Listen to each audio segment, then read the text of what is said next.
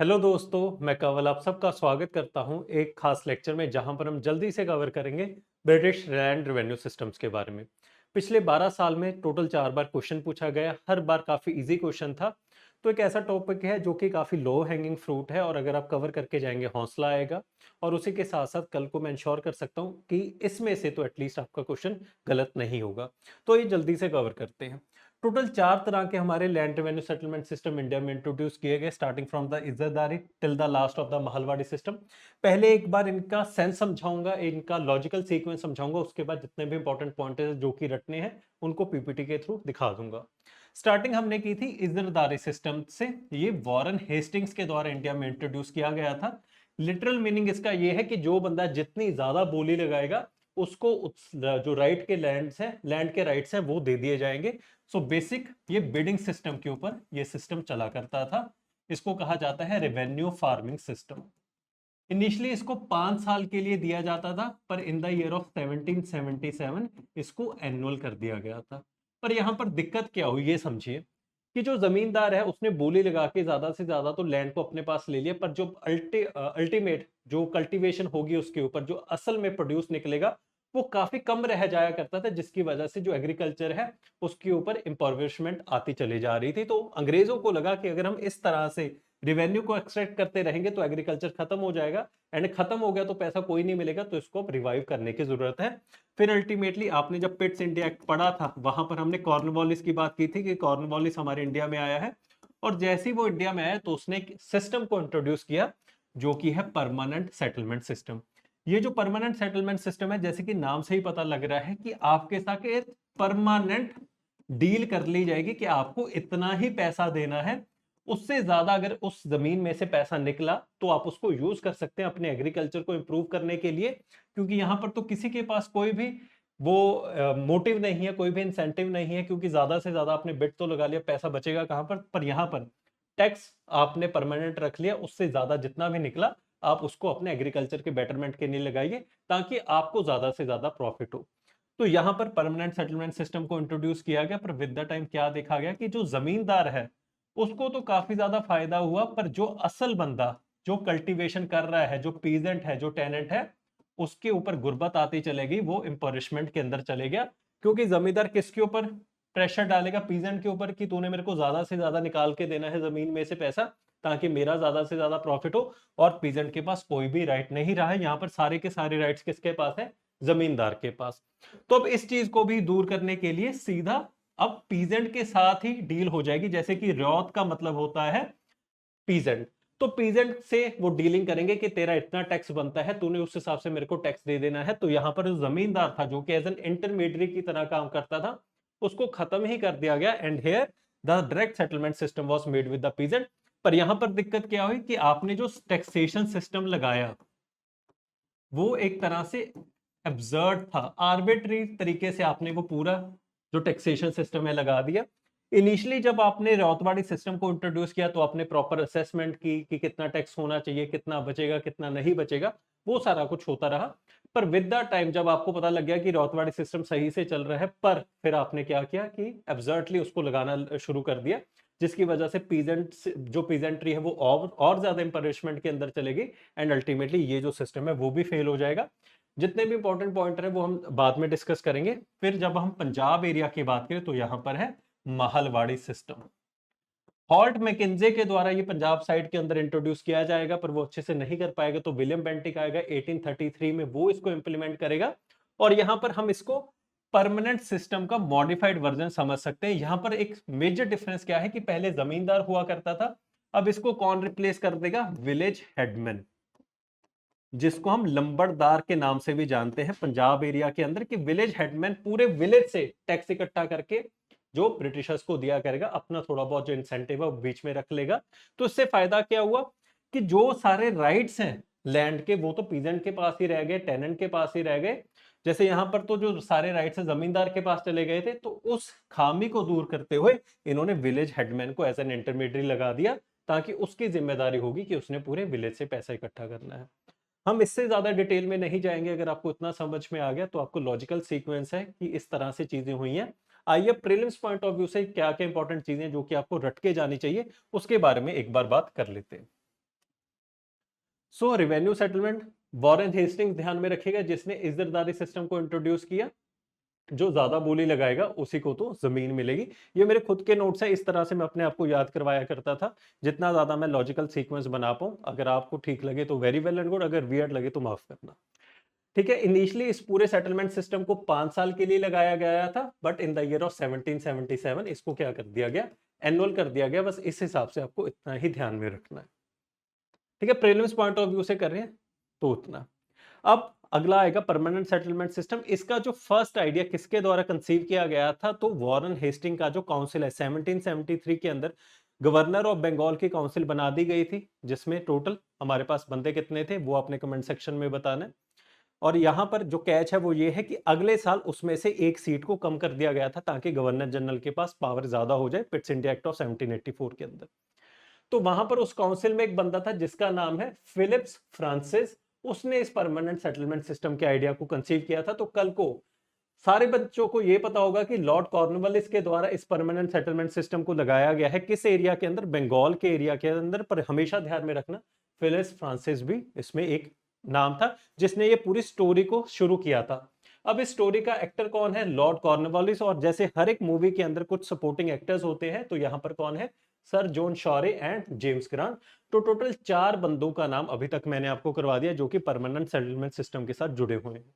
उसके बाद जमींदार के पास सारे राइट्स हैं वगैरह वगैरह, प्रोप्राइटरी राइट्स हैं, मतलब कि जमीन अगर बेचनी है, खरीदनी है, किसी और को राइट्स दे देने हैं, ये सारे के सारे राइट्स किसके पास है, जमींदार के पास। ये सारा कुछ मैं आपको करवा चुका हूं। टोटल अगर हम इंडियन सब कॉन्टिनेंट की बात करें उसके हिसाब से कितना एरिया परमानेंट सेटलमेंट सिस्टम के अंदर था, तो आंसर है 19%। जब हम रियौतवाड़ी में जाएंगे तो वहां पर है 51%, और अगर हम महलवाड़ी में जाए तो वहां पर है 30%। तो अगर कल को क्रोनोलॉजी वाइज आ जाए तो सबसे ज्यादा है रियौतवाड़ी जो बीच में आएगा, फिर लास्ट वाला महलवाड़ी एंड फिर फर्स्ट वाला परमानेंट सेटलमेंट सिस्टम। ये ध्यान में रखना। अब हर एक बच्चा ये ध्यान में रखता है कि बंगाल साइड के अंदर इस परमानेंट सेटलमेंट सिस्टम को लगाया गया था, पर इसी के साथ साथ ये भी ध्यान में रखना बंगाल के आसपास के जितने एरिया हैं वो तो लॉजिकली आप सही कर देंगे, पर मद्रास के भी कुछ एरियाज हैं जहां पर इस परमानेंट सेटलमेंट सिस्टम को लगाया गया। क्योंकि बच्चे मोरलेस परमानेंट को बंगाल के साथ, रियौतवाड़ी को मद्रास के साथ, एंड अगर हम महलवाड़ी बात करें वो पंजाब एरिया के साथ इस तरह से एसोसिएट करते हैं। तो कल को लॉजिकली आप क्वेश्चन को गलत कर सकते हो, तो इस चीज को ध्यान में रखना। Initially introduce as a 10 year system but later on made permanent. ये जो ईयर्स हैं ये इतने ज्यादा इंपॉर्टेंट नहीं है, सिर्फ ये आपको बाकी पॉइंट ध्यान में रखने। उसके बाद मेथड ऑफ वर्किंग, ये मैंने आपको बता दिया, आपको डिटेल में जाने की जरूरत नहीं है। सनसेट क्लॉज क्या है ये भी ध्यान में रखो। सनसेट क्लॉज क्या है कि मान लीजिए कि जमींदार के साथ ब्रिटिश गवर्नमेंट ने एक पैक्ट साइन किया है कि इस महीने की इतनी तारीख को आपने आके पैसा जमा करवाना है, टैक्स जमा करवाना है।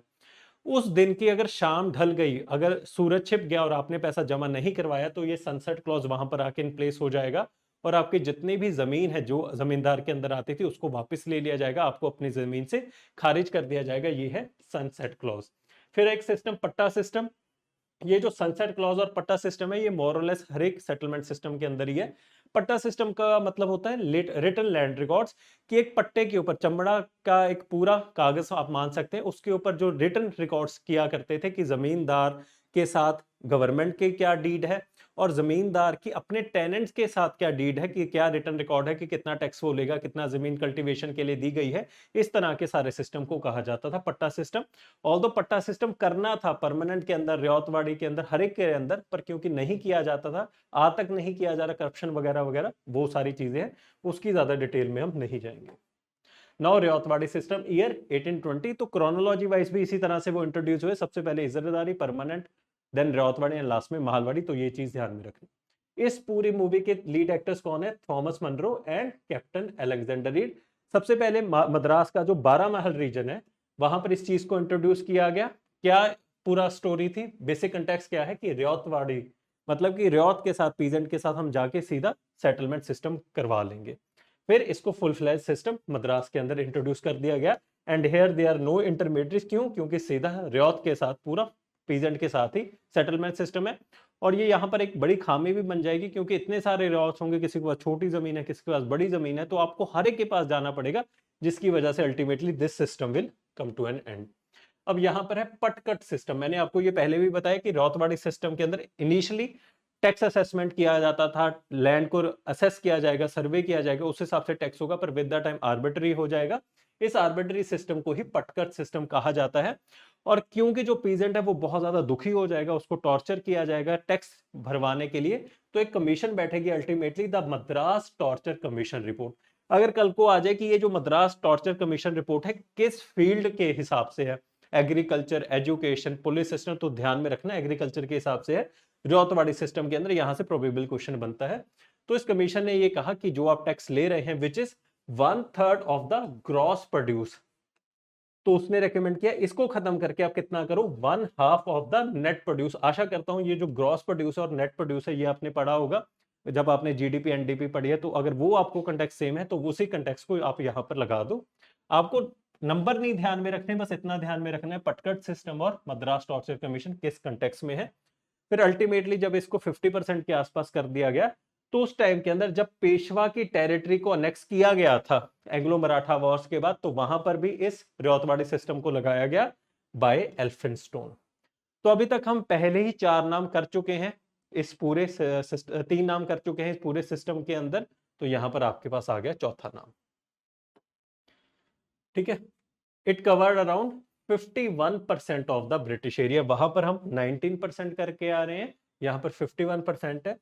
बॉम्बे, मद्रास, एक जो चीज आपको ध्यान में रखनी है वो है असम, कि ईस्टर्न बंगाल की अगर हम बात करें वहां पर भी इस रौतवाड़ी सिस्टम को लगाया गया था। ये जो पूरा वहां पर सिस्टम को लगाया गया वो किसके द्वारा है, विंटेज एंड गोल्डस्मिथ ने इसी सिस्टम को इंप्रूव करते हुए बाकी एरियाज के अंदर एक्सटेंड किया, जैसे कि बेरड, east Bengal, parts of Assam and Coorg.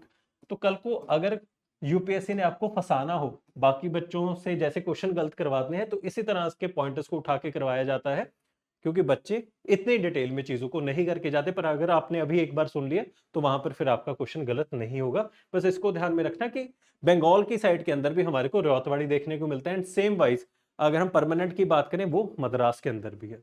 फिर महालवाड़ी सिस्टम की बात करें, parts of northern India around 1822, ये जो मूवी है किसने रिलीज की, वहां पर एक्टर कौन है, हॉल्ट मैकेंजे। पर ये जो हॉल्ट मैकेंजे अच्छा एक्टर नहीं था, तो ये मूवी फ्लॉप होगी। अल्टीमेटली इस महालवाड़ी सिस्टम का पार्ट 2 बनेगा, जहां पर एक्टर कौन होगा, William Bentinck in the year 1833 did a part 2 of Mahalwari system. यहां पर इसका सपोर्टिंग एक्टर कौन है पार्ट 2 में, मार्टिनेस बर्ड, और इस इंसान को कहा जाता है father of land settlement system in northern India.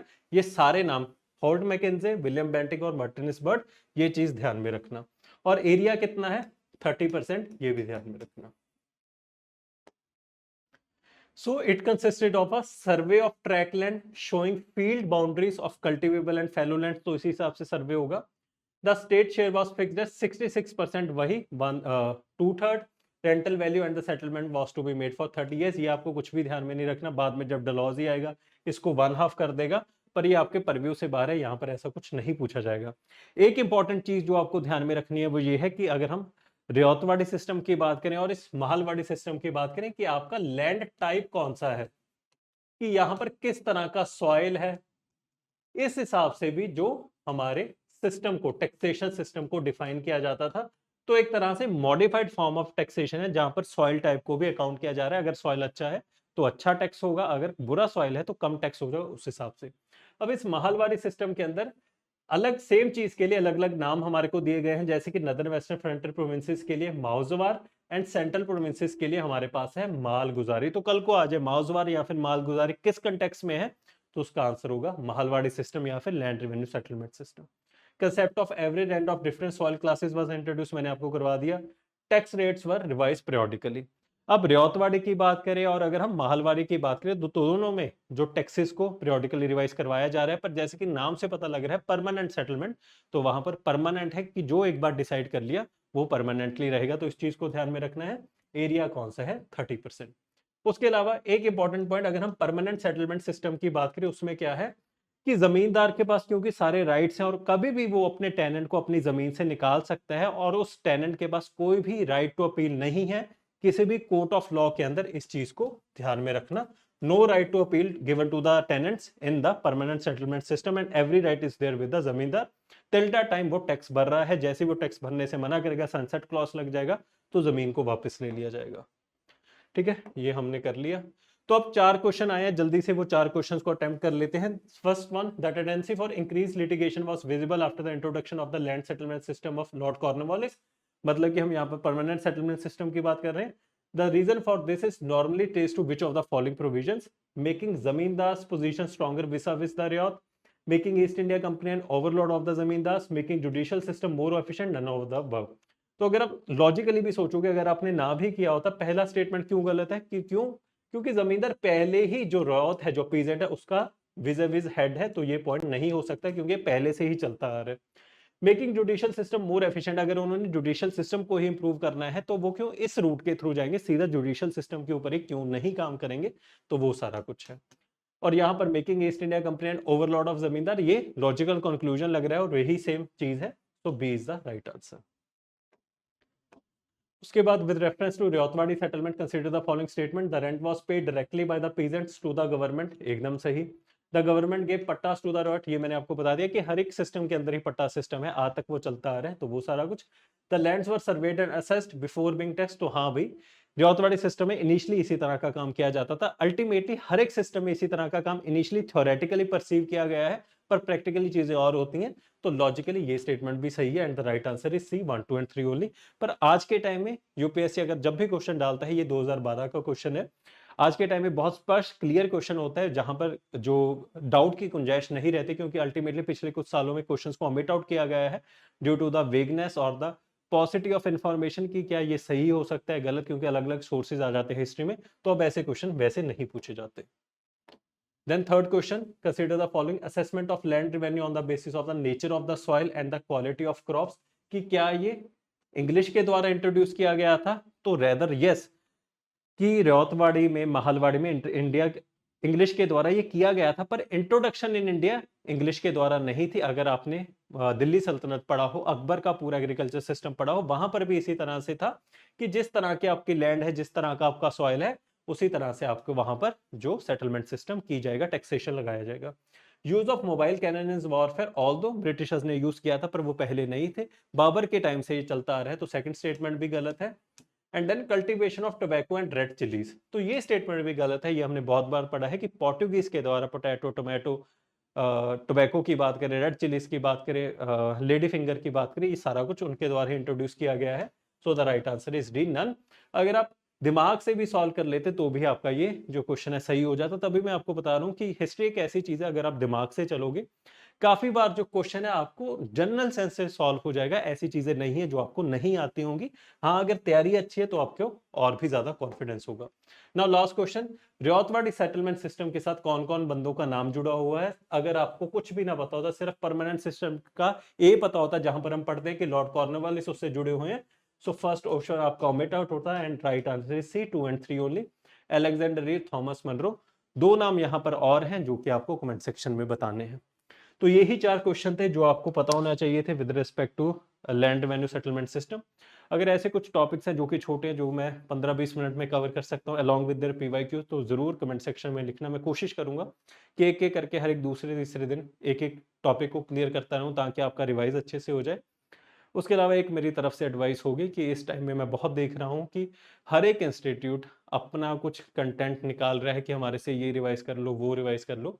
देखो, ये जो टाइम पीरियड है ना, इस टाइम के ऊपर बच्चा बहुत वल्नरेबल होता है, कि वो डरा हुआ होता है, उसको होता है कि कोई मेरे को कुछ किसी तरह से कुछ करवा दे।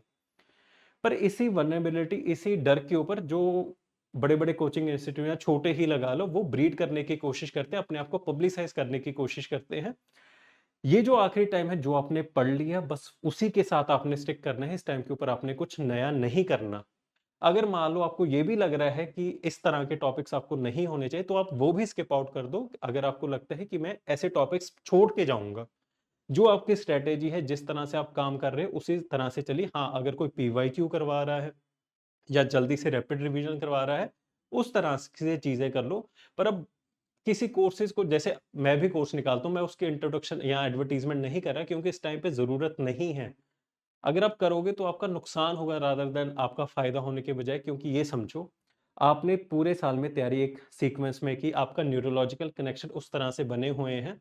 अगर इस टाइम पे आप नए सोर्सेज के थ्रू जाओगे, वगैरह वगैरह नई चीजें करोगे, तो वो न्यूरोलॉजिकल कनेक्शन टूट के नए बनने शुरू होंगे। और क्योंकि आप उन पुराने न्यूरोलॉजिकल कनेक्शंस के थ्रू रिकॉल कर पाते अच्छे से, अब वो भी नहीं कर पाओगे। So these things are detrimental to your efforts. बहुत लंबे टाइम से इस पूरे फील्ड में हो तो उस वजह से समझ में आता है चीज़ें कि ये चीज़ उतना ज़्यादा फ़ायदेमंद नहीं करती। अगर तो मान लोगे तो आपका फ़ायदा हो जाएगा, अगर नहीं है तब भी मैं यही विश करूँगा कि जो भी पढ़ रहे हो उसको स्मार्टली पढ़ना है, जो भी हो रहा है उसको स्मार्टली करना। इस टाइम में बहकना मत, क्योंकि ये वल्नरेबल टाइम होता है, ये मेक और ब्रेक का टाइम है, क्योंकि 20 दिन अब आज आई गेस कि 9th है, तो ये मेक और ब्रेक का टाइम पीरियड है। बाकी जितने ज़्यादा मॉक टेस्ट अच्छे से दे सकते हो वो दो। ये समझो कि जितनी खुद से मेहनत करोगे वो आपको अल्टीमेटली रिवॉर्ड करेगी, और स्मार्टली मेहनत करना। अब अगर हम हवा में कुआं खोदने लग जाएंगे, पानी तो नहीं निकलेगा। तो यही कुछ बातें थी जो मैं आपसे करना चाहता था। जाते जाते कुछ लाइनें कि हम सभी हैं इसी दौड़ में, अगर तुम भी चल सकते हो तो चलो। जिंदगी काहे राह किसी के लिए राहें बदलती हैं, अगर तुम खुद को बदल सको तो चलो। उसके अलावा इसी तरह से अगर ये समझो कि ज़िंदगी यही है, कुछ चंद उम्मीदें, कुछ चंद ख्वाब, और इन्हीं खिलौनों के साथ अगर तुम खुद के मन को बहला सको तो चलो। अगर आप ज़िंदगी को देखोगे ना, तो ये जो प्रेशर है, टेंशन है, एंग्जायटी है, ये इसी तरह से आपके जीवन भर आपके साथ चलेगी। आज प्रीलिम्स की है, कल को मेंस की होगी, फिर इंटरव्यू की, कल को अफ़सर भी बन जाओगे, तो ये चलती ही रहेगी। जब आप अपना दायरा बड़ा करोगे, जब आप अपने आप को लार्जर देन लाइफ करके देखोगे ना, तो आपको लगेगा ये छोटी चीज़ें हैं, तो आपके में बल आएगा, वो स्ट्रेंथ आएगी इन चीज़ों को हैंडल करने की। और जिस दिन आपको ये समझ में आ गया कि ये छोटी चीज़ें हैं, ये सारा टाइम है, चाहे आप बनो, ना बनो, कुछ भी कर लो, कितने भी नंबर हैं, ये सारा टाइम निकल जाएगा। टाइम की सबसे खास बात यही होती है कि वो निकल जाएगा, चाहे अच्छा हो, चाहे बुरा हो। तो इस तरह से अगर सोचोगे ना, तो ये टेंशन कम लगेगी। अच्छे से परफ़ॉर्म कर पाओगे, क्योंकि अल्टीमेटली ये 20 दिन में टेंशन होगी, मेरे को पता है, क्योंकि मैंने भी सब कुछ देखा है। तो टेंशन को ही हमने इकट्ठा सँभाल के, खुद को सँभालते हुए टेंशन को निकालना है, टाइम को निकालना है। हँस के निकालोगे, दुखी होके निकालोगे, वही आपके परफ़ॉर्मेंस के ऊपर डिपेंड करेगा। तो इन सारी चीज़ों को ध्यान में रखना, अपने आप को बड़ा करके देखना, अपने आप को छोटा मत करना, क्योंकि आपकी ज़िंदगी इससे बहुत बड़ी होती है। पेपर को अल्टीमेटली बहुत बड़ा करके दिखाया जाता है, क्योंकि ultimately selling, business selling techniques होती हैं। पर आपकी जो ज़िंदगी है वो आपकी सोच से डिटरमाइन होती है, ना कि जो आप स्क्रीन के ऊपर देखते हो या जो आपको दिखाया जा रहा है। ये सब कुछ एक प्रोपेगेंडा है। तो मैं आशा करता हूँ कि एक पब्लिक प्लेटफ़ॉर्म पे खड़ा होके इतना ज़्यादा तो मैं ट्रांसपेरेंटली भी नहीं बोल सकता, पर जो मैं चीज़ आपको समझाना चाहता हूँ उसको समझना। अगर कोई भी सजेशन है, कोई भी क्वेरी है, या फिर कोई टॉपिक का सजेशन है जो करवाना चाहिए, वो करवा दूँगा। पर आखिरी के कुछ साल टाइम में अच्छे से चीज़ों को कैपिटलाइज़ करना अपने टाइम को, यही मेरी आपसे दुआ है, आपसे विनती है। Thank you so very much.